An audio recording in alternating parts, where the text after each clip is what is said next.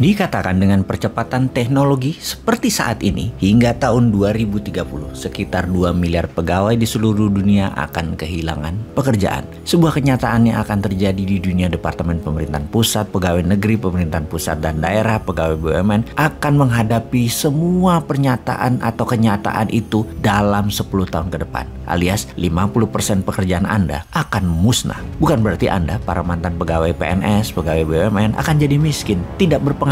Tidak, mungkin malah lebih besar dari penghasilan Anda saat ini. Namun pastinya profesi Anda yang berubah. Sahabat, kita adalah manusia yang taat pada mimpi kita, bukan taat pada profesi tertentu. Mimpi kita mengajari anak misalnya, tidak selamanya kita harus jadi guru. Kemudian profesi kita melayani publik, tidak selamanya harus jadi pegawai negeri atau pejabat daerah. Kalau kebutuhan pegawai negeri sipil berkurang hingga 50% dalam 5 tahun ke depan, maka melayani masyarakat bisa dengan profesi swasta lainnya. Karena sekali lagi, di seluruh dunia 2 miliar profesi akan hilang dalam 10 tahun ke depan, akan digantikan yang lebih keren dan lebih menguntungkan. Sungguh, itu adalah sebuah kepastian. Yang jadi masalah adalah kemampuan Anda beradaptasi bisa atau tidak. Ingat, uang itu selalu tetap bahkan bertambah. Jika orang kaya miskin itu ternyata semakin jauh jaraknya, bukan karena uang beredarnya sedikit, namun pindah cara mendapatkan uangnya, pindah pasarnya, dan beberapa orang pandai memanfaatkan peluang tersebut hingga dia menjadi lebih kaya, dan yang lain tidak bisa melihat peluang tersebut sehingga menjadi lebih miskin. Itulah kesannya orang kaya dan jurang orang miskin semakin jauh jaraknya, tapi tidak karena uang beredar sedikit sekali lagi, tapi karena cara mendapatkan uangnya berbeda dan orang kaya tersebut berhasil tahu cara mendapatkannya. Saat ini orang yang kaya itu banyak,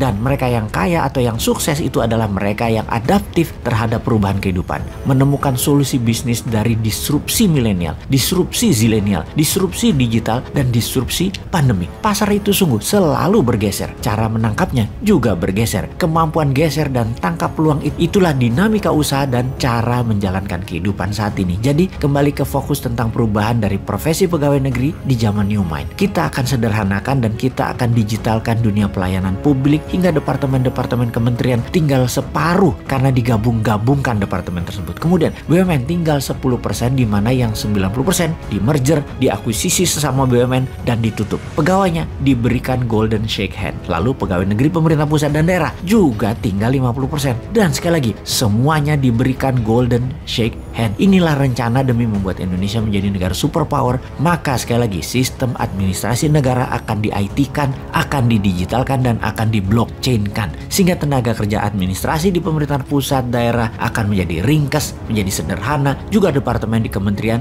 serta pegawai BUMN. Pastinya BUMN bukan lagi senjata ekonomi yang akan menjadikan rakyat Indonesia hanya pasar. BUMN bukan lagi kompetitornya UKM. BUMN bukan lagi akan di bawah kementerian. BUMN bukan lagi tempat para pengangguran, pemenang sukses pemilu. BUMN bukan lagi raja impor pembuang dolar, tetapi BUMN menjadi sarana agen perubahan yang mana jumlah pegawainya hanya sedikit karena semuanya berbasis IT. Pastinya ada 3 juta orang akan mendapatkan golden shake hand, pesangon, uang tali kasih. Bagaimana menghitung dan berapa yang mereka dapat? Cara perhitungan golden shake hand adalah lama kerja dikali 20 dikali gaji terakhir. Misalnya gajinya 5 juta sebulan. Lama kerja 10 tahun. Maka rumusnya adalah 10 tahun dikali 20 atau 200 dikali 5 juta. Maka dia akan mendapatkan 1 miliar rupiah. Sekali lagi, dia akan mendapatkan 1 miliar rupiah. Total dalam 5 tahun akan ada 3 juta pegawai, di mana negara akan menyediakan anggaran berjumlah 3.000 triliun untuk golden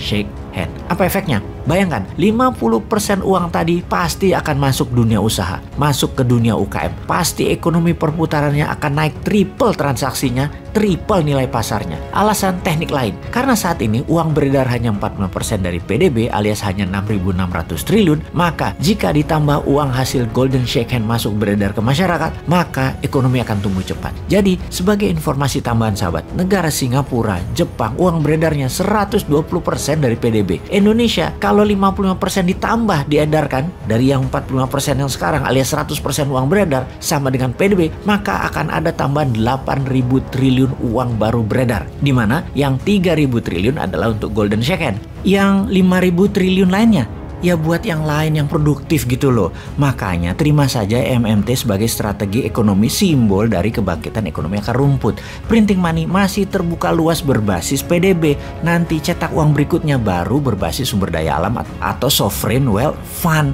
Itu juga sudah ada grand plan-nya. Sabar satu-satu ya.